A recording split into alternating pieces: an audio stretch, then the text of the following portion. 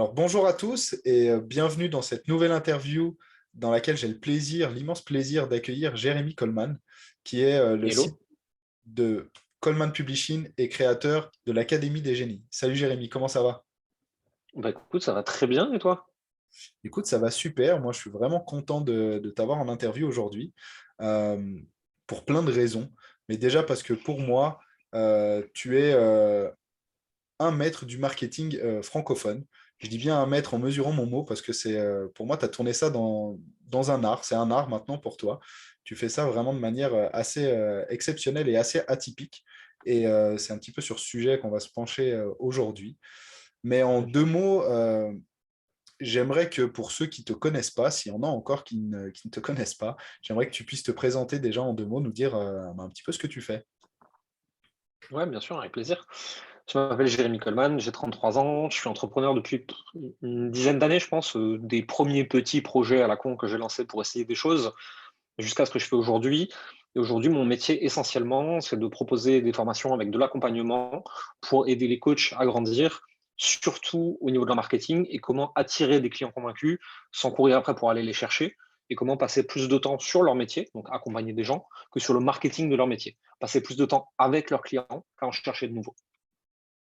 Ok, génial. Donc, au moins, ça éclaircit, voilà, pour ceux qui ne te connaissaient pas. Et ceux qui te connaissent vont tous être contents de te revoir en interview aujourd'hui. Euh, pour moi, tu es un petit peu à l'image, alors je te jette des fleurs hein, quand même un peu, tu es un petit peu à l'image d'Alexandre Astier. Tu es vraiment un exemple parfait d'un multipotentiel qui réussit. Je sais que tu n'aimes pas qu'on te mette la pression comme ça quand on te dit des trucs. Euh, mais, mais voilà, pour moi, c'est vraiment ça. Lui, il a réussi dans son domaine. Toi, tu as su réussir et te démarquer avec ce côté-là. Et bah, j'aimerais qu'on parle aujourd'hui un petit peu plus de ça, de comment un multipotentiel a réussi, voir ton parcours. Et on va échelonner gentiment là-dessus. Mhm. Ouais, Déjà, est-ce que tu écoute, peux avec plaisir. si pour toi, tu te sens multipotentiel et qu'est-ce que c'est pour toi un multipotentiel? Mhm. Pour moi, la multipotentialité, en fait, si tu veux, c'est un terme qui est un peu compliqué pour moi aujourd'hui parce que ce terme il est relativement récent hein, dans l'histoire des entrepreneurs, de la psychologie, de tout ça. Moi, quand j'étais plus jeune, on disait surdoué, hein, donc, voilà. Ensuite, au fur et à mesure, on a commencé à parler de haut potentiel, et puis ensuite, ça s'est développé, etc. Et puis, il y a multipotentiel. Pour moi, la multipotentialité, avant tout, c'est s'intéresser à beaucoup de choses, être capable de devenir relativement bon, relativement vite dans beaucoup de choses. Ça a des bons et des mauvais côtés. Le bon côté, c'est que je suis capable d'être plutôt pas mal dans plein de trucs. Le mauvais côté, c'est que pour devenir très très bon dans une chose, c'est très difficile pour moi puisque vu que j'ai l'habitude d'accéder à 80% de la compétence très vite et très facilement, passer de 80 à 100 avec la réelle difficulté que ça demande et la réelle abnégation dans une seule discipline que ça demande, c'est très difficile pour moi parce que je me lasse vite, parce que j'en ai vite marre, parce que quand je vois les efforts démesurés pour gagner 3% de compétences, ça me rend foufou, parce qu'il y a toujours un nouveau truc qui m'intéresse. On parle de rabbit hole sur Internet, tu vois, c'est le trou de lapin. Je me suis retrouvé encore il n'y a pas longtemps, je ne sais pas comment je me suis retrouvé là, tu vois, à regarder mais, des dizaines de vidéos sur les chanteurs de métal qui buglent et de découvrir que c'est une technique vocale hyper pointue, que c'est pas juste des mecs qui gueulent, c'est un truc hyper pointu, genre même les meilleurs profs de chant, ils ont du mal à le faire, certains. Et j'ai appris ça, genre vraiment. Et donc, en fait, je m'intéresse à plein de choses. Et la réelle difficulté, c'est de les faire coïncider ensemble pour arriver à quelque chose d'unique que je peux utiliser. Sinon, je me retrouve juste avec plein de compétences qui ne vont pas ensemble. Et c'est bien, hein, j'ai plein de culture générale dans plein de domaines différents, mais ça ne sert à rien. Et c'est un peu, moi, comme ça que je vis la multipotentialité. C'est plein de trucs m'intéressent, comment je les fais coïncider. Eh ben, génial, déjà, merci de ton retour là-dessus. Je suis assez d'accord avec toi, je partage assez l'idée du multipotentiel. Personnellement, j'aime pas mettre d'étiquette. Je pense comme beaucoup de multi, Mhm. voilà, que ce soit surdoué, HP, ou pas forcément. Moi, j'aime bien j'aime bien utiliser ce terme multipotentiel parce que voilà, certains vont me dire, ouais, mais moi, je me suis pas fait tester, je sais pas si je suis surdoué, si je suis HP, si je suis tel ou tel Non profil. plus. Et finalement, on s'en fout un peu, même complètement. L'idée pour moi, c'est juste de dire, OK, tu as un profil, comme si je te dirais, bah, t'es blond, t'es brun, t'es grand, t'es petit. Tu as plutôt des caractéristiques. Cette capacité, comme tu l'exprimais, à apprendre vite, à être hyper curieux, à très vite t'ennuyer parce que tu as une capacité à apprendre jusqu'à un certain degré, puis après, en fait, pour toi, tu as fait à peu près le tour de ce que tu devais voir, et du coup, bah, tu next et tu passes à autre chose. Cette difficulté aussi à choisir et à faire des choix dans ta vie sur certains domaines. Déjà, dis-moi un petit peu, toi, justement, en tant que multipotentiel, comment t'en es arrivé là? Qu'est-ce qui t'a fait choisir justement le cap de l'entrepreneuriat, de te dire, OK, je fais ça, et aujourd'hui, ben, je suis en solo avec toute mon équipe, et j'ai développé l'Académie des Génies, qui est un programme super. Et voilà, dis-nous un petit peu comment t'en es arrivé là, euh, qu'est-ce qui a fait pencher la balance pour toi? Ouais. La première chose, en fait, c'est que je suis relativement inemployable. J'ai du mal avec la hiérarchie, j'ai du mal avec l'autorité, j'ai du mal à faire des choses que je comprends pas. Quand je trouve qu'un truc a l'air bien, j'ai besoin d'aller le tester et sans demander l'autorisation de qui que ce soit. C'est un enfer pour mes équipes parce que des fois, je lance des trucs à 4 heures du matin et je leur annonce après. Et j'ai besoin de courir des lièvres dans tous les sens. Et à la fois, je me suis jamais catégorisé comme multipotentiel parce que la plupart du temps, les gens qui se mettent dans une case et qui la revendiquent, c'est très tendance actuellement. Les gens, il y a écrit sur leur profil Instagram multipotentiel, il y a écrit HP, il y a écrit TDAH, hypersensible, etc. C'est un moyen de se protéger d'un côté, c'est un moyen de reconnaître son identité d'une part, mais c'est aussi très souvent, malheureusement, un moyen de dire je ne peux pas faire ça ou ceci ne marche pas pour moi parce que. Et de se cacher derrière une excuse de personnalité, alors qu'il y a plein de gens qui arrivent à faire plein de choses, alors qu'ils ont des particularités psy ou jusqu'à, dans certains cas, des troubles psy, et ça ne les empêche pas de faire des choses. Ça veut juste dire que ce sera potentiellement plus difficile pour eux. Moi, mon chemin, donc j'ai essayé l'entreprise plus jeune, au moment où je faisais mes études et un peu après, et très vite, je me suis rendu compte que ça ne me conviendrait pas du tout, et j'ai commencé à lancer des projets en suivant ma curiosité. Par contre, j'ai navigué dans plein de domaines différents. J'ai commencé dans le blogging et dans le monde de la nuit. Ensuite, je suis allé dans la mode. Ensuite, je suis allé dans le sport. Et à chaque fois, je suis monté assez haut et assez loin dans ma discipline par rapport à mon propre intérêt, mais toujours dans un niveau assez avancé, jusqu'au moment où j'ai l'impression d'avoir fait vraiment, vraiment le tour du sujet. Et je me lasse, ça commence à me faire chier, j'ai l'impression que je ne peux plus rien apprendre qui m'intéresse. Il y a toujours des choses à apprendre, à perfectionner, mais ça m'intéresse moins. Et donc, c'est le moment de switcher. Mais je me suis rendu compte aussi que, en gros, je construisais des châteaux de sable, et quand j'avais fini un château, je soufflais dessus, je recommençais du début, et que ça allait pas me servir dans ma carrière, en fait. Et donc, au fur et à mesure, je me suis demandé, OK, si tu as envie de continuer à suivre ton intérêt et de tout péter quand tu as fini, il faut que tu trouves un moyen pour que ce que tu viens de péter t'amène quelque chose que tu peux amener dans le truc d'après. Et pour, en fait, utiliser des intérêts composés. Et quand j'ai compris ça, je me suis dit, OK, chaque intérêt, chaque projet, chaque entreprise est un véhicule. Un véhicule que j'apprends à piloter et où j'apprends des choses à l'intérieur. Et OK, j'ai le droit de switcher, mais seulement pour aller vers un plus gros véhicule où je peux amener mes compétences précédentes dedans. Et donc, en fait, j'ai fait un blog, ça m'a appris plein de compétences, c'est devenu un média et ensuite j'avais une marque de vêtements, etc. Je l'ai revendu, je savais faire du contenu. Donc, j'ai commencé à faire du contenu pour des entreprises en freelance. Au bout d'un moment, ça m'a fait chier. J'ai dit, OK, comment je peux passer au next step? Très bien, je sais vendre, je sais créer du contenu, je sais créer une communauté. OK, je vais créer une agence et je vais accompagner des entreprises et des dirigeants à le faire. À un moment, j'en ai eu marre de ça. Et je me suis dit, qui a le plus besoin de ces compétences que je vendais aux dirigeants, mais où je vais prendre plus de plaisir à leur transmettre et qui peut me permettre de développer aussi une plus grosse entreprise. OK, je vais accompagner des indépendants. OK, dans les indépendants, qui est-ce que j'aime le plus? C'est les coachs et les thérapeutes, c'est avec eux que je m'éclate le plus parce qu'ils ont un impact positif dans le monde. OK, qu'est-ce que je peux prendre d'avant pour l'amener chez eux? Et à chaque fois, je me suis débrouillé pour prendre ce que j'avais d'avant et pour l'amener dans un plus gros véhicule, en fait. Et c'est comme ça que j'ai réussi à composer avec ma nature à vouloir changer et faire bouger les choses très régulièrement, mais sans m'auto-saboter, avec dès qu'un projet m'amuse plus, je le pète en fait. C'est OK, j'ai le droit de le péter, mais seulement si je peux en emmener quelque chose au stade d'après. Et c'est comme ça que j'ai fait en fait pour évoluer jusqu'à ce que je fais aujourd'hui. Ok, c'est super intéressant. Du coup, je pense que ça donne une clé très très importante à beaucoup de multis qui se posent cette question, qui sont, comme beaucoup d'ailleurs, voilà, on change de boulot, mais tu sais pas trop et tu vis un peu au fil de l'eau. La différence, peut-être, c'est que toi, si j'ai bien compris, c'est que finalement, tu as mis ça un petit peu dans une stratégie plus globale en te disant, OK, moi, je change, Ouais. c'est OK, j'accepte ma nature changeante finalement. Au lieu de combattre ça, je l'accepte. Et à chaque fois, je vais prendre des parties de ce que j'ai fait avant pour l'amener et le transporter dans la partie suivante et pour pouvoir passer à chaque fois un nouveau niveau et aller finalement vers la vie que tu as envie de mener aujourd'hui. Mmh. C'est Donc, complètement ça et c'est ce que j'ai fait, c'est ce que j'ai fait pour l'entreprise Coleman Publishing avec l'Académie des Génies et cetera. J'ai coaché des gens en one-one, j'ai eu l'impression d'avoir fait le tour, j'ai pris un petit groupe, j'ai l'impression d'avoir fait le tour. J'ai créé un programme, j'ai l'impression d'avoir fait le tour. J'ai mis une équipe que je guide et que je coach. Et je coach mon équipe plus que mes clients, même si j'accompagne encore un peu les clients. Et puis, quand j'ai fait le tour de ça, je vais créer le programme d'au-dessus. Et puis, si je fais le tour de ça, je vais aller dans une niche qui va être connexe. Et en fait, juste, j'ai appris à pas péter tout ce que j'ai fait derrière moi quand j'ai besoin de passer au step suivant. Je réfléchis comment je systématise pour y passer moins de temps dans le step précédent pour aller m'amuser au step d'après. Alors, on est d'accord que du coup, c'est quelque chose qui est une excellente stratégie pour les entrepreneurs. C'est assez improbable, je pense que ça peut être possible, j'en sais rien, mais improbable pour les salariés en tout cas. Euh, mais j'imagine, et en tout cas de mes échanges aujourd'hui, j'ai vu qu'il y a beaucoup de multipotentiels qui se tournent vers l'entrepreneuriat parce qu'ils ont un peu les mêmes soucis que toi avec l'autorité. Ils n'arrivent pas à être dans une case, ils cherchent à créer la leur, ils ne savent juste pas comment et pas comment faire pour avancer. Euh, mais je me pose une question aussi dans tout ça. Euh, Tu nous as expliqué que voilà, tu as évolué, tu as changé dans pas mal de domaines. J'imagine qu'il y a eu quand même des parties de toi de temps en temps qui devaient bloquer, qui devaient être pleines de doutes, ou tu y allais quand même, tu fonces. Comment tu t'étais au niveau ressenti? Comment tu as géré ces changements, ces doutes, ces évolutions et ces questionnements personnels en fait? Il y a deux choses. Il y a les émotions, il y a les faits. Dans les faits, je suis un bourrin.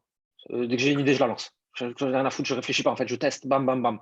Tout de suite, très vite, tester les choses. Regardez ce qui se passe. Regardez si ça me plaît. Regardez si ça m'amuse. Regardez si mon intuition elle est au bon endroit et si ma curiosité elle est au bon endroit. Après, ça m'a amené plein de phases de doute aussi et de questionnement. Et toujours, je me rappelle que c'est l'action qui annule le doute. Donc, en fait, si je doute, c'est que je suis pas assez dans l'action. Parce que si je suis dans l'action, je n'ai pas le temps de douter, en fait. Et donc, très vite, je passe à l'action et ensuite, j'analyse. Mais surtout pas essayer de théoriser avant de passer à l'action. Parce que déjà, de par ma nature, je vais me perdre obligatoirement. Et en plus de ça, je vais faire des suppositions qui ne sont pas justes, qui ne sont pas basées sur les faits, qui ne sont pas basées sur la réalité, qui sont basées sur mes émotions. Mes émotions, elles sont un signal qui me dit quelque chose à l'intérieur de moi-même par rapport à l'extérieur de moi-même. Mais mes émotions, ce n'est pas des faits, c'est des ressentis. Et des ressentis, ça peut s'analyser de 1000 façons différentes. Donc, toujours été un peu en mode bulldozer. J'ai une idée, je la teste. J'ai une idée, je la teste. J'ai une idée, je la teste. Et je regarde ce qui se passe. Et je regarde si ça m'amuse, et je regarde si c'est intéressant, et je regarde si ça réagit en face. Et je fais après un équilibre un peu de tout ça. Et je décide ce que je continue et ce que je continue pas. Ok, génial. Et finalement, du coup, pour garder le focus dans ce que tu fais, comme tu dis, tu es un bourrin, tu vas dans l'action. Et c'est ce qui te permet de garder le focus. Parce que j'ai en mémoire une interview avec, je ne sais plus avec qui tu l'as fait, où tu expliquais que tu as même poussé le truc à l'extrême. Tu as couru un marathon, hein, je crois, si je ne me trompe pas. J'en cours Euh, plusieurs, ouais. ouais, tu en as couru plusieurs maintenant, du coup, ouais, je crois que j'ai vu une interview, c'était le premier que tu avais fait. Voilà. Et t'exprimais en plus le fait que bah, voilà, c'est pas ta nature. Tu n'as pas une nature sportive au départ.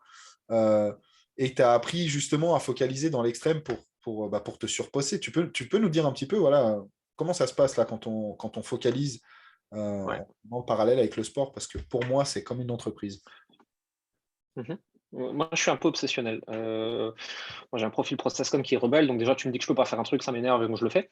Mais je vais pas me contenter de le faire. Je vais essayer de le faire mieux que tout le monde et puis vraiment, c'est la mettre dans le cul à ceux qui ont dit que je pouvais pas. Donc, si tu veux, moi, à l'époque où je commence à courir, j'ai 15 kilos de trop, je suis un loukoum plein de vodka et je fume un paquet de cigarettes par jour. Et je passe devant le miroir un matin, je me dis, ah, non, c'est pas possible, mec, tu as 25, 26, 27 ans, je sais plus quel âge j'avais. Tu ressembles à rien. À 60, c'est pas grave. À 25, 26, c'est hors de question. Et là, je mets mes baskets et je sors courir. Rien à foutre, quoi. Avec des baskets de merde, un jogging de merde, etc. Je cours 11 minutes, les 11 minutes les plus longues de toute ma vie. Je vois des points blancs, j'ai un goût de sang dans la bouche, je crois que je vais crever. Et là, vraiment, tu sais, ça active ce truc de ah ouais, non, t'es vraiment dans la merde, en fait, niveau de ta santé, c'est une catastrophe, quoi. Et je tiens le coup. Et je continue, je continue, je continue. Et j'arrive à Paris dans les mêmes périodes. Je trouve un groupe de coureurs. Et ils se chauffent entre eux. Et au bout de quelques mois, je courais 10-12 km, tu vois, comme ça, tranquillement. J'avais fait mon premier 10 km officiel pour me faire un défi, mais pour rigoler. Et là, j'arrive à une soirée, je suis avec des runners. Et il y en a un qui me dit: «Ouais, mais tu prépares quoi comme course? C'est quoi le prochain défi? Parce qu'il faut toujours un peu se challenger, c'est bien et tout». Je fais: «Bah écoute, je prépare les 20 km de Paris, ça va déjà être difficile, c'est un beau challenge et tout». Et le mec, il me regarde, et le mec, c'est un multimarathonien, d'une famille de marathoniens, et cetera, tu vois? Et il me dit: «Pourquoi tu fais pas un marathon?» Et on a bu un peu de vin, et cetera. Je te dis: «Non, ça va pas là, tu es tout quoi courir pendant 4-5 heures, tu es un malade toi, pourquoi je ferais ça et tout?» Il me fait: «Ah, tu pas cap». Quoi? Moi, je suis pas cap? Et vraiment, c'est l'ego du rebelle, quoi. Et j'y vais. Et le truc, c'est qu'à l'époque, en plus, je suis entre guillemets connu médiatiquement dans le milieu des blogs, etc. Donc, je me fais interviewer de tous les côtés, le blogueur mode qui fait un marathon et tout. J'y vais plein d'ego et je me ramasse. J'avais prévu de faire 4 heures, je crois, un truc comme ça. Je fais 4h55, ce qui est déjà pas dégueulasse en soi, j'ai fini, quoi. Mais j'ai marché un tiers, enfin, c'était un enfer. Et là, mon ego est encore plus piqué, tu vois. Mais il se passe un truc, il y a un déclic. Et putain, tout le monde a dit que je pouvais pas, je viens de courir 42 kilomètres, quoi. J'ai dit, OK, il faut s'améliorer, c'est mort. Je peux pas en rester là, il faut que je m'améliore. Et j'ai vraiment pris ce virus de la course à pied, j'ai aimé ça beaucoup, beaucoup. Et j'ai fait un deuxième marathon, un troisième marathon. Je me suis dit, OK, là, maintenant, pour passer ce niveau-là, et je suis vraiment tombé dans mon truc de multipotentiel, tu vois, pour passer ce prochain step de le montant au marathon, ça va me demander des efforts démesurés parce que ça va contre ma nature. Je ne suis pas foutu particulièrement bien pour le sport, la course à pied, etc. Je suis OK, qu'est-ce que je peux faire d'autre de plus ouf, de plus dur, mais qui est une nouvelle discipline? Et bah, je suis allé faire du trail, je suis allé Ouais. courir en montagne. Et 10 bornes, 20 bornes, 25 bornes, 40 bornes, 55 kilomètres. Et là, je me suis dit, OK, non, là, le next step, il est trop dur, ça demande trop de temps parce que pour préparer des courses de 50-60 km, il faut courir 10-12 heures par semaine, tu vois, si tu veux le faire dans des bonnes conditions, avec des temps pas moisis. Et en fait, je suis passé sur une autre discipline. Mais à chaque fois, j'ai amené une chose avec moi. De la même façon, exactement dans le business, tu vois. C'est, par exemple, aujourd'hui, je fais essentiellement de la force athlétique en salle de musculation, donc c'est squat, soulevé de terre, développé couché et tout. Je fais du street workout, donc traction, des choses comme ça et des figures. Mais je cours toujours, beaucoup moins. Je suis plus lourd, etc. Mais je cours toujours, j'aime toujours ça. Et je vais toujours marcher en montagne. Et au lieu d'amener à chaque fois quelque chose qui me rend plus performant après, j'amène juste quelque chose qui rend ma vie plus agréable après. C'est comme ça que moi je le pratique dans le sport en fait. Je vais à fond dans une discipline complètement à l'extrême, et ensuite j'en garde les 10% que j'ai vraiment kiffé. Et je les amène avec moi sur la suite. Et c'est comme ça que je me construis en tant qu'humain aussi en fait. Je trouve un truc, il m'intéresse, j'y vais de façon obsessionnelle comme un taré pendant des heures et des heures et des heures, plus que tout le monde réuni. Et à la fin, ça me saoule, je garde les 10% qui me plaisent et je passe à la suite. Alors pour moi, je fais un lien parce que c'est assez génial comme manière de penser, du coup, hein, ce que tu as trouvé dans le sport comme dans l'entreprise, finalement, tu fais pareil. C'est ce qui te permet de créer ta stabilité dans l'instabilité, en fait. Ouais. De garder voilà, le pourcentage du summum de ce que tu as appris dans un domaine donné pour le transporter ensuite. Et finalement, tu gardes à chaque fois l'essence des choses pour pour aller de plus en plus haut. Tu joues avec la loi de Pareto d'une autre manière, hein, si on pourrait le dire comme ça. Mais voilà, Ouais. c'est vraiment assez intéressant de voir ça. Je me demande, du coup, hein, parce que là, je rebondis un petit peu sur l'idée du marathon, Vas-y. c'est quand même un truc de dingue, en tout cas pour moi. Moi, je suis pas un grand sportif, j'aime bien faire plein de sports, mais, mais la course, c'est pas encore mon truc. Peut-être qu'un jour, ça viendra. Euh, L'idée du challenge, donc si j'ai compris, toi, elle est venue finalement juste par côté rebelle et voilà, parce on t'a dit que tu pourrais pas. Et du coup, tu l'as fait.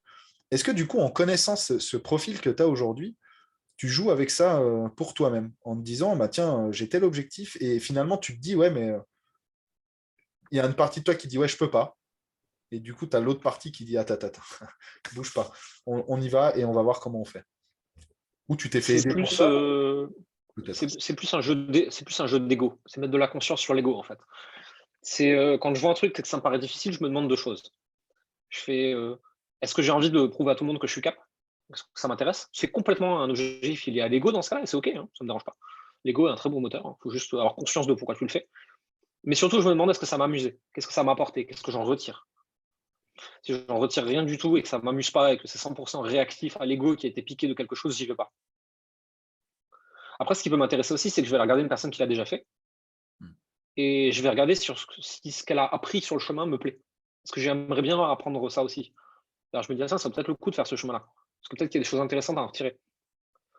Maintenant, ouais, je me suis fait accompagner, clairement. Moi, j'ai travaillé avec beaucoup de coachs dans ma vie, et notamment un qui m'a beaucoup aidé sur toute cette question de non, mais Jérémy, tu as besoin de créer du chaos parce que sinon tu t'emmerdes. Trouve un moyen de créer du chaos dans un endroit où ça pète pas tout. Fais en sorte que ton chaos ne soit pas autodestructeur. Et c'est comme ça que j'ai appris à plus tout casser, mais à casser seulement une partie pour aller jouer à la partie suivante. Et quand je ressens le besoin de tout péter à un endroit, je m'en éloigne très très vite pour rien casser justement et pour aller jouer ailleurs. Parce que quand je ressens ce besoin de chaos, c'est que je m'ennuie. C'est que les choses elles sont trop normales, trop stables et qu'elles ne m'amusent pas. Et donc au lieu d'aller dans mon downside de multipotentiel et de tout péter pour tout recommencer de zéro, je me dis ok, qu'est-ce que je peux garder et comment je peux faire pour moins m'en occuper de ce truc-là qui est en train de me faire chier et pour aller jouer ailleurs, mais qu'il y ait une espèce d'effet boule de neige et que je puisse en fait, grossir ce que je fais, ce que je sais, mon niveau de bonheur, mon niveau de réussite, et cetera. Ouais, c'est génial. Du coup, tu as trouvé le moyen d'exploiter ton côté multipotentiel, finalement, et la manière d'être que tu as. Euh, et en fait, est-ce que tu peux me donner, un truc qui me vient comme ça, mais est-ce que tu pourrais me donner, je sais pas, deux événements, deux choses qui ont été les plus pourris pour toi en te disant, ouais, ça, c'est mon côté multi qui a fait, je sais pas, j'ai pas fait ça justement parce que je suis multi, ou voilà, vraiment deux trucs pourris. Et en même temps, de l'autre côté, deux trucs qui ont été, tu te dis, ouais, mon côté multi m'a vraiment aidé à ça. Tu vois, les deux qui t'ont desservi, les deux qui t'ont aidé en étant comme ça. Qui m'a desservi, c'est compliqué à dire puisqu'en fait rien ne m'a vraiment desservi puisque ça m'a amené sur le chemin de aujourd'hui, tu vois? Si tu veux, je vois pas les choses comme des échecs, tu vois? Je vois les choses comme des apprentissages qui m'amènent plus loin et la vie t'amène la leçon, à répétition jusqu'à ce que tu la comprennes. Donc des échecs, je sais pas. Pendant longtemps, j'ai jamais persévéré dans aucun sport. Et dès que j'étais pas assez bon, ça me cassait les couilles, je passais au suivant, après je faisais pas de sport, et cetera. J'ai eu beaucoup de mal à persévérer pendant longtemps jusqu'à ce que je trouve des drivers profonds en moi, assez puissants pour avoir envie de dépasser ça. Donc ça s'est reproduit à plein d'endroits de ma vie. Il n'y a pas eu de vrai endroit critique, tu vois, mais dans plein de petits endroits qui se multiplient et qui se mettent ensemble. Ce qui fait que j'ai du mal à pousser des choses très très loin. Euh, le bon côté, quand j'ai compris comment m'en servir, c'est que j'ai commencé à me demander, OK, quelles sont les choses que je peux empiler, qui nourrissent ma curiosité et qui vont ensemble. Et donc j'ai appris le développement personnel, puis ensuite l'entrepreneuriat, puis ensuite le marketing, et puis ensuite la vente, puis ensuite le copywriting, puis ensuite le coaching, et puis ensuite comment monter des systèmes d'entreprise, et puis ensuite le management, et puis le recrutement, puis la culture d'entreprise, et puis comment avoir une meilleure posture de leader. Et je me suis rendu compte que chaque truc était un nouveau truc qui m'éclatait, et qui allait plus m'éclater au bout d'un moment, mais que ça s'empilait en fait. Et ça faisait un plus gros gâteau. Et quand j'ai compris ça, en fait, j'ai compris toute la puissance de ce que je pouvais faire, parce que je pouvais suivre mon envie, ma curiosité, et à chaque fois aller sur quelque chose de nouveau, mais quelque chose de nouveau qui allait apporter de la valeur supplémentaire au truc précédent. Et ça, c'est le bon côté du multipotentiel parce que quelqu'un qui ne l'est pas, il va aller dans une discipline, il va devenir bon, il va faire OK, je reste là. Ouais. Et ça va lui demander plus d'efforts de développer une compétence complémentaire. Quand moi, ça ne me demande aucun. J'ai juste besoin d'orienter un peu ma curiosité pour qu'elle ne parte pas n'importe où. En fait, finalement, ta stratégie, elle a été de savoir de quel côté focus ces changements et ces modifications pour pouvoir t'emmener sur un chemin en te disant, OK, voilà, moi, je vois mon chemin un petit peu à l'arrivée, en tout cas mon chemin idéal, peut-être qu'il changera ou peut-être pas. Euh, mais voilà comment je m'y dirige en empilant des choses. C'est une bonne image d'ailleurs, le fait d'empiler. Je vais la garder, je te la pique celle-là. C'est génial. En tout cas voilà, moi, j'adore vraiment toutes ces manières que tu as de voir, parce que j'ai vu aussi, ça fait un bon moment que je te suis dans différents business aussi, que j'ai pu voir tes évolutions. Euh, et je te vois justement changer ultra rapidement par rapport à d'autres qui après, euh, certains vont appeler ça l'échec, quand on est d'accord sur le fait que ce soit un feedback, mais une entreprise qui va plus, une séparation avec ton associé par exemple, où tu as rebondi en un claquement de doigts et tu as su exploiter justement toutes ces notions que tu avais empilées. Et j'imagine que du coup, quand tu es comme ça, tu as quand même un cerveau en ébullition, tu dois avoir 1000 idées à la seconde. Ouais. C'est très difficile de se canaliser. Et les gens qui travaillent avec moi ou qui vivent avec moi au quotidien doivent le savoir et doivent savoir comment ne pas se prendre au piège dans mon tourbillon intérieur, tu vois, en fait. Et la personne qui partage ma vie, elle a l'habitude. Et les gens avec qui je travaille, ils ont l'habitude. Et typiquement, Xerius, mon bras droit, c'est si je viens avec une idée de génie où je veux tout péter, ton job, c'est de me dire non. Et là, régulièrement, on avait un call avec un ami et mentor à moi. Il nous donne une idée et je regarde Xerius et je lui dis on va faire ça, ça, ça. Il me regarde, il me fait non, notre truc qui marche, t'y touches pas. Il faut être capable de mettre des garde-fous aussi à un moment, Ouais. tout simplement. Parce que, ouais, j'ai mis l'idée à la seconde et il y en a 999 qui sont merdiques. Il faut le reconnaître aussi, tu vois, j'ai vraiment 100 idées par jour. 99%, faut les foutre à la poubelle. Et de temps en temps, quand il y a un truc qui mérite d'être gardé, il faut qu'il y ait des personnes autour de toi qui sont un peu plus structurées que toi, qui te disent, OK, attends, ça, il y a peut-être un truc, allons le creuser. Et moi, au sein de l'entreprise, en gros, j'ai le droit d'aller jouer à ce que je veux, du moment que je ne pète pas ce qu'il y a déjà. Et donc, je lance une nouvelle chaîne YouTube, je lance un podcast, je lance un nouveau produit, etc. Mais toujours avec ce questionnement de est-ce que ça risque de casser ce qu'on a déjà? Si oui, c'est pas le moment d'y jouer alors. On va te trouver un autre jeu. Et moi, j'ai besoin de nouveautés, de diversité, de jeux, etc. Et je vais toujours aller chercher cette nouveauté. Et des fois, ça va me permet de trouver des filons que personne n'aura vus. Mais j'ai besoin de garde-fous pour m'empêcher de faire des conneries aussi. Du coup, c'est génial, ouais, parce que tu as compris aussi que, ok, tout ça peut t'apporter plein de choses et que tu as aussi besoin, comme tu dis, de garde-fous ou de personnes autour de toi qui, de temps en temps, te disent, hey, ça, tu touches pas, ou ça, va pas dans cette direction pour l'instant, va mettre toute ton énergie dans une autre. Donc ça, c'est vraiment intéressant aussi de le voir parce que j'ai eu pas mal d'échanges avec des multipotentiels. Certains ont cette caractéristique aussi de se dire, il n'y a pas de problème, on, on échange avec d'autres personnes, rien que ça. Mais beaucoup vont se dire aussi, non, moi je le fais tout seul et c'est ça qui ne va pas justement, c'est que tout seul, ça tourbillonne et ça s'arrête jamais. Hein, Tu c'est peux ça. pas. Parce que le problème de beaucoup de multis, c'est qu'ils vont demander l'avis à un autre multi. Bah ouais, mais bon, enfin, ça peut pas marcher. Tu sais, si on prend un exemple un peu extrême, c'est tu prends deux schizophrènes, il y en a un qui pose la question à l'autre si les voix qu'il entend, elles sont là ou pas.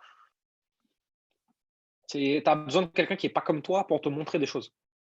Ou quelqu'un dont c'est le métier et qui a les outils thérapeutiques d'analyse, de compréhension et de coaching pour t'orienter. Mais dans tous les cas, quelqu'un dont c'est pas le métier et qui est comme toi, c'est un très mauvais conseiller. Ça sera plus un miroir qu'un conseiller, quoi, finalement. Ouais, et encore un mauvais miroir, parce que c'est un miroir qui a pas les outils pour te refléter la réalité. Non, Il te reflète juste son prisme. ça va surtout rentrer dans des longues discussions sans issue. On connaît bien ça. Hein. Euh, du coup, c'est bien. Moi, ça me donne déjà un trait assez global de comment tu as exploité tous ces côtés-là chez toi. Pour revenir sur des choses un peu plus générales, parce que finalement, tu es un humain comme tous les autres. Hein. Je pense, ouais.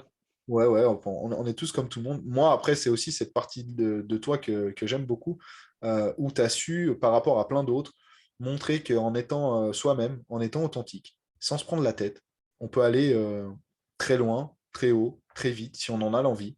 On peut vraiment progresser, faire des très belles choses. Et je sais que tu ne te prends pas la tête, que tu n'es pas en train de te dire, je me mets en costard-cravate toutes les 2 secondes pour faire ci ou pour faire ça, que quand tu as envie de dire, ça me fait chier, tu dis que ça te fait chier quand tu as un truc qui t'énerve, tu dis que ça t'énerve. C'est toujours plaisant en fait de voir l'humain justement là-dedans. Et qu'est-ce que tu en penses justement par rapport à, je dirais, à la communication en général? Beaucoup vont se faire paraître comme le coach parfait, la personne parfaite. Mais au Moi, final, ça m'angoisse. Moi, ces gens-là, ils m'angoissent parce que j'en ai fréquenté des comme ça dans la vraie vie. Et la personne que tu as derrière, c'est pas du tout le même que tu as publiquement. Alors, il y a deux choses, hein. C'est soit tu es une personne médiatique et tu as une image publique qui ne correspond pas à ton image réelle. On s'en fout, tu vois, tu as un personnage public, point. Soit ton business te colle à la peau, ce que tu fais te colle à la peau. Et dans ce cas-là, le plus simple et le plus agréable, c'est d'être vraiment toi et de ne pas faire semblant. Moi, pendant une période, j'étais très dans le marketing répulsif parce que j'avais besoin de me donner une stature que j'avais pas, etc. Et des gens, quand ils me voyaient dans la vie, ils me faisaient: «Ah, mais en fait, t'es sympa». Mais ça, c'était un signal d'alarme hyper fort pour moi, tu vois. Et aujourd'hui, les gens, quand ils me voient, la première chose qu'ils me disent, c'est: «Ah, t'es comme dans tes vidéos». Oui, c'est vraiment moi. C'est comme ça que je suis au quotidien, c'est comme ça que je parle aux gens. J'ai la même grande gueule en vrai. Je vais rentrer dans les non-dits en vrai aussi. Tu m'as en soirée, j'ai bu 2 verres de vin et il y a un tabou sous-jacent à table. Je suis celui qui va mettre les pieds dans le plat, tu vois, et faire de la merde. Je suis vraiment comme ça. Et j'ai pas envie de faire semblant d'être quelqu'un d'autre que ce que je suis parce que j'ai pas envie d'avoir peur d'être découvert en permanence, tu vois. Et de me dire, ouais, je suis une imposture, en fait, on va me griller parce que tu te fais toujours griller un jour. Bah, je suis vraiment moi, en fait, et du coup, il n'y a rien à griller. C'est hyper reposant. Tu vois, je veux dire, là, je suis en jogging avec des crocs aux pieds. Voilà. Et, et je m'en fous, en fait. Ça a rien à voir avec l'entreprise que je développe et avec la compétence que j'ai. Et aujourd'hui, tu as des gens qui traînent en slip sur leur canapé et qui montent des entreprises à 10 millions. Enfin, pourquoi moi je me ferais mieux chier à mettre une chemise alors que je vois pas de banquier, je suis pas à la défense, et des choses comme ça. Après, il faut aussi être capable de se dire quelle est la réalité de mon métier. Pourquoi je jouerais au jeu de quelqu'un d'autre si c'est pas le même que le mien? il peut y avoir plein de réponses à ça. Hein. Après, pour faire plaisir, pour mettre des masques, voilà, pour travailler, c'est un sujet qu'on peut creuser. Mais voilà, c'est vraiment Ça une demande partie. trop d'énergie. j'avais envie de t'entendre parler de ça parce que je sais que c'est une normalité pour toi. Et c'est aussi pour ça, voilà, on a déjà travaillé ensemble, on continue de travailler ensemble. Et c'est ce qui est vraiment super aussi, c'est que la première fois qu'on va échanger avec toi, en vrai, en fait, on a déjà l'impression de te connaître parce qu'on a vu tes vidéos et en fait, tu es exactement pareil. Et c'est, pour moi, c'est une chose qui est complètement à contre-pied de la plupart des gens, de ce qu'on voit aujourd'hui, surtout sur les réseaux sociaux. La plupart, tu vas les voir dans les réseaux et puis tu les vois en vrai, il n'y a rien à voir. Et toi, c'est voilà, on a l'impression de te connaître. Et c'est ça qui est top, c'est ça qu'on apprend à faire avec toi d'ailleurs aussi, c'est d'être soi-même. Et c'est ce qui est super, je pense, pour tous les coachs que tu accompagnes, c'est de ne pas apprendre à être quelqu'un d'autre, à apprendre un autre métier, mais à faire son métier et à être soi et authentique là-dedans. Euh, je pense que c'est ce qui fait aussi clairement ta réussite. D'ailleurs, pour rebondir là-dessus, hein, pour toi, si tu pourrais nous dire en quelques mots, c'est quoi la réussite pour toi? Le choix. Je considère que j'ai réussi, quand je fais ce que je veux, en fait. Et c'est-à-dire que j'ai ma liberté de temps, j'ai ma liberté de choix, d'opportunité, d'options. Je peux habiter où je veux, je peux travailler sur ce que je veux, je peux travailler avec qui je veux, comme je veux, quand je veux, alors que je veux. Ça, pour moi, c'est la réussite. Et si derrière, j'ai pas d'angoisse financière et de trucs comme ça, tu vois? Mais foncièrement, pour être en sécurité financière, il faut pas non plus de somme astronomique, tu vois? C'est vraiment cette liberté de choix. Pour moi, la réussite, c'est avoir des opportunités et grandir sur le chemin en allant chercher de nouvelles opportunités. Et moi, j'ai des drivers, c'est faut que ce soit amusant, faut que ce soit rentable et faut que ça nique pas ma vie personnelle. Et ma vision et ce que j'ai envie d'accomplir est sans limite, du moment qu'il y a ces 3 trucs-là qui sont réunis. Il faut que ce soit marrant, agréable, on va dire plutôt, agréable et à minima 80 du temps. Après, il y a toujours un peu de downside et c'est normal, tu vois? Mais il faut que ce soit agréable 80 du temps. Il faut que ce soit profitable. Je suis pas au service de mon entreprise, tu vois? Je me nique pas la santé et je réinvestis du cash dans un truc qui marche pas. Pas du tout. Et il est hors de question que sous prétexte que je veux bâtir quelque chose de professionnel, qui va laisser un héritage, blablabla, que je nique ma vie personnelle. J'ai vu trop de gens qui ont vécu ça. J'ai vu trop de gens avec des entreprises qui faisaient 10, 50, 100, 200, 500 millions. J'en ai connu avec des vies personnelles éclatées par terre. Et je veux pas de ça, en fait. Je comprends comment ils en sont arrivés là. Je leur jette pas la pierre, je les juge pas. Juste, j'essaie de me servir de leur exemple en me disant: «Qu'est-ce que je veux dans la vie?» Et si je veux pas les conséquences de ce qu'ils ont fait, je fais pas ce qu'ils ont fait. Et voilà, ça c'est mes drivers, c'est avec ça que je navigue, c'est avec ces valeurs-là. La famille, c'est important pour moi, l'amusement, c'est important pour moi. L'argent, dans une certaine mesure, c'est important pour moi et c'est comme ça que j'avance et c'est ça ma réussite. Ouais, génial. Et du coup, est-ce que tes drivers, ils représentent tes valeurs finalement? Ils sont liés? Comment tu perçois ça? Ouais, complètement. Moi, mes plus hautes valeurs, ça va être, les gens que j'aime, ça va être le fait d'apprendre. J'ai un besoin maladif d'apprendre des trucs, hein. C'est si j'ai pas un livre, un article, je vais finir par scroller Facebook en essayant de trouver un truc intéressant à lire, tu vois? J'ai vraiment ce besoin maladif d'apprendre des trucs, de découvrir de nouvelles choses tout le temps, tout le temps, tout le temps. Donc faut que ce soit nourri. Ensuite, j'ai un besoin de progression qui est assez fort. Je supporte pas trop de stagner et comme ça, après, j'ai toute une échelle de valeurs, de plein de choses. J'avais fait des exercices pour les identifier exactement, dont je me souviens plus bien. Mais voilà, il faut que chacune de ces valeurs, de ces aspects de ma vie soit nourrie pour que je sois épanoui. Ok, c'est super intéressant. Puis c'est vrai que pour tous ceux qui nous écoutent, hein, pour te côtoyer de temps en temps et travailler un petit peu avec toi, voilà, comme on le dit, Jérémy dit vraiment ce qu'il pense et ce qu'il raconte là, c'est juste. Il est vraiment comme ça. Voilà, c'est le premier à dire dans une team la famille en premier. Tu peux pas venir aujourd'hui parce Mmh. que tu as un problème de famille, va t'occuper de ta famille et c'est même lui qui va t'encourager à le faire si tu le fais pas, si tu le fais pas d'office. Moi, c'est vraiment des valeurs que j'adore chez toi et que j'ai envie aujourd'hui de montrer aux autres, hein, de montrer que c'est possible. Pour moi, quand on me dit, j'adore cette expression, quand on me dit, ouais, on ne peut pas avoir le beurre et l'argent du beurre, mais en fait, si, on peut avoir le beurre, l'argent du beurre, la crémière, peut-être même son logement et son épicerie. Et je pense que c'est ce que toi, tu arrives à démontrer aujourd'hui. C'est que tu arrives finalement, et tu me dis si je dis des conneries aussi, hein, mais tu arrives aujourd'hui à faire ce qui te plaît, à t'amuser, à changer perpétuellement, donc à créer finalement ta stabilité dans l'instabilité du changement. Tu arrives à ne pas t'ennuyer, et quand tu t'ennuies, tu changes et tu next. Tu arrives à évoluer, à grandir, tout ça en ayant du temps pour toi, en ayant du temps pour ta famille. Voilà, en n'oubliant pas ces parties ultra importantes, parce que c'est souvent quelque chose qu'on se dit, non, mais moi, je ne veux pas faire un business parce que je vais mettre ma vie de côté, ou je vais mettre ma famille de côté. Alors, je pense que tu es d'accord avec moi, hein. J'ai Je suis 100 d'accord avec toi. Après, j'ai aussi, eu des périodes où j'ai été moins présent pour les gens que j'aime, où j'ai bossé plus, où j'étais plus difficile à vivre et cetera, tu vois? Faut pas les nier. Est-ce que j'aurais pu faire autrement? Sûrement. J'ai fait ce que j'ai pu avec, ma compréhension du monde, à ces moments-là. Mais finalement, si j'arrive aussi un peu à construire un peu ma vie, mon entreprise sur mesure autour de moi-même, c'est toujours un peu ce profil rebelle qui ressurgit, tu vois? C'est pas que je suis tellement meilleur que qui que ce soit, c'est que je suis un peu un petit con. Donc quand on me dit: «Ça, on peut pas faire, donc tu es obligé de faire ce truc que tu aimes pas», je vais répondre: «Pourquoi? Qui a décrété ça?» Tu vois, moi, il y a quelques années, on m'a dit, pour vendre des offres chères, il faut absolument téléphoner. Moi, j'aime pas téléphoner du tout, ça m'angoisse de ouf. Je fais: «Pourquoi il faut téléphoner?» «Mais parce que les gens, ils veulent un contact humain obligatoirement». Et qui a dit ça? Quels gens? Pourquoi c'est une norme? Pourquoi enfin, est-ce qu'il y a pas une exception à cette norme?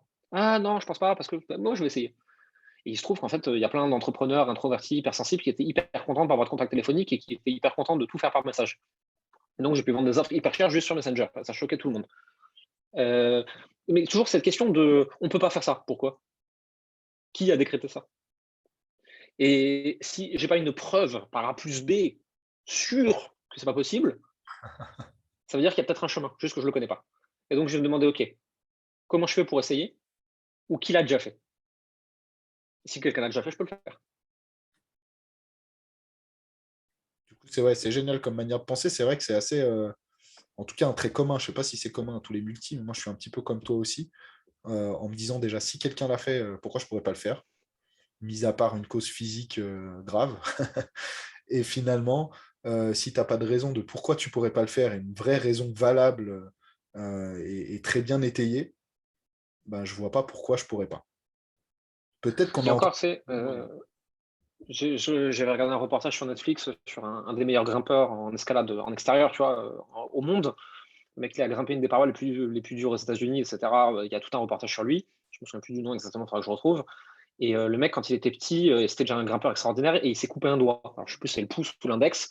Concrètement, en escalade, c'est dead, tu vois? Enfin, il te manque un des doigts les plus importants.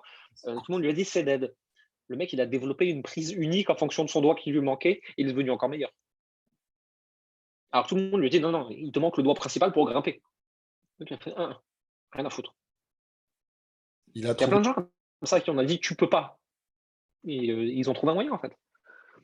Il y a pas grand chose qui est réellement impossible. Il y a plein de choses qui sont plus dures pour certains que pour d'autres, ou qui sont très, très dures parce que quasi impossibles, c'est vrai. Mais vraiment impossible, il y en a peu. À moins d'avoir une contrainte physique extrême, tu vois? Tu me dis, «Je veux grimper une montagne sur mes 2 jambes», tu as pas de jambes, oui, bon, bah, Oui. par contre, tu peux grimper une montagne quand même, peut-être d'une autre façon. Ouais. Ah ouais, il y en a qui. C'est se dire, «Si je peux pas le faire de cette façon-là, comment est-ce que je peux le faire?» C'est finalement la manière que tu as en général de te dire, OK, si je peux pas attaquer ça dans cet angle-là, trouvons l'angle pour pouvoir rentrer et finalement avancer comme j'ai envie d'avancer. Ouais, exactement. Et c'est une super manière pour moi d'avancer. Et c'est ce qui fait rebondir, c'est ce qui fait évoluer ta personne. Mais j'aime bien, voilà, j'aime bien pointer un petit peu là-dessus aussi pour que les personnes qui nous écoutent comprennent que finalement, même si tu as essayé 15 000 fois, ça ne veut pas dire que tu n'y arriveras pas. Ça veut dire que tu n'as pas encore trouvé le moyen d'y arriver pour toi. C'est pas non C'est plus c'est parce qu'il y a. Edison a fait plus de 1000 ampoules qui ont foiré avant de réussir. Et il a Ouais. pas dit: «J'ai échoué», il a dit: «J'ai trouvé 1000 façons de ne pas faire une ampoule». Et au final, du coup, il avait un autre point de vue, justement. Les scientifiques font ça la plupart du temps. On part sur une Bien hypothèse, sûr. ben voilà, on teste l'hypothèse. Tu parlais de l'essai, justement. Ils font un test sur l'hypothèse. L'hypothèse s'avère vraie jusqu'à preuve du contraire.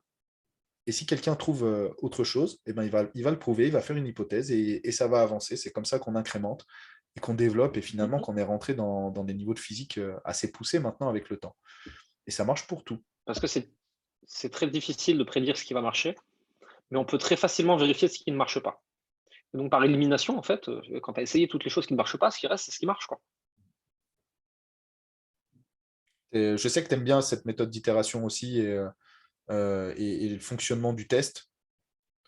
Moi, c'est quelque chose que je transmets aussi beaucoup quand on me dit, oui, mais je sais pas, je doute, j'ai peur, qu'est-ce que je fais? Est-ce que mon choix, c'est le meilleur? Mais finalement, le meilleur moyen de choisir, ça va être de tester. Je sais que c'est quelque chose que tu répètes souvent. Tu es un fanat du test. Je sais que dans tes coachings aussi, c'est ce que tu nous dis. C'est des fois, tu nous fais péter un câble avec ça, en disant, bah, justement, si tu sais pas s'il faut aller à droite, à gauche, bah, teste. Parce que des fois, même si j'ai la réponse, ce que je veux enseigner, c'est la façon de se poser la question. Donc la personne va me dire: «Il faut faire A ou B». Je sais pas, essaye. «Oui, mais d'après toi». «Moi, j'en sais rien, essaye». Parce que le but, c'est pas que les gens ils soient dépendants de mes réponses, c'est qu'ils apprennent à se poser les questions et à trouver les réponses tout seuls. Et cet état d'esprit de quand je sais pas, j'essaye, quand je sais pas, je cherche, quand je sais pas, je tente, te permet d'avoir beaucoup plus de choses dans la vie que la moyenne des gens. Parce que la plupart, en fait, ils se posent la question et ils savent pas, donc ils font rien. En fait, la réalité, c'est qu'il te faut moins de 10 des réponses pour avancer. Les autres réponses, tu les trouves sur le chemin. Moi, je vois régulièrement des coachs qui me disent: «Oui, mais alors en fait, quand j'arriverai à tant de clients, je pourrais pas en prendre plus, il faudrait une équipe, il faut manager des gens, ça va me coûter ça et tout». Oh là là, tu te poses une question que le toi de dans 6 à 12 mois, il trouvera une réponse. C'est pas une question pour toi, ça. Moi, je dis toujours quand il y a un truc qui me picote, tu vois? C'est le Jérémie du futur saura comment gérer cette situation, c'est quelqu'un d'intelligent.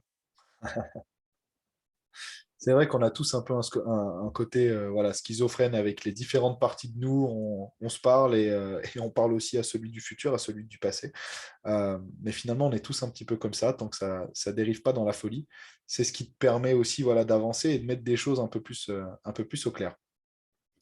En tout cas, déjà, je te remercie hein, pour tout ce temps-là et j'aimerais juste conclure sur une petite question, voir si Mmh. tu avais un petit message justement à transmettre aux multipotentiels, aux personnes qui nous écoutent aujourd'hui et qui voudraient se lancer ou qui stagnent dans leur business et voilà, qui se sentent coincés avec toutes ces épreuves dont on a parlé aujourd'hui. Qu'est-ce que tu pourrais leur donner comme petit message? Arrêter de se servir de leur catégorie de personnalité comme, un moyen de trouver des excuses pour pas faire des trucs ou pour faire des trucs. C'est pas: «Je suis multipotentiel donc je peux, je suis multipotentiel donc je ne peux pas». C'est: «Je suis multipotentiel et je». C'est pas une excuse à laquelle se cacher, en fait. C'est pas parce que vous êtes multipotentiel que vous avez besoin, en fait, d'avoir aucune constance, aucune consistance, et aucune régularité dans ce que vous faites. Ça veut juste dire que vous avez un tempérament naturel qui ne vous y encourage pas. Si vous voulez à un moment, si on veut développer une entreprise, il y a des façons de faire. Il y en a plusieurs qui marchent, mais il y a globalement, quelques façons de faire.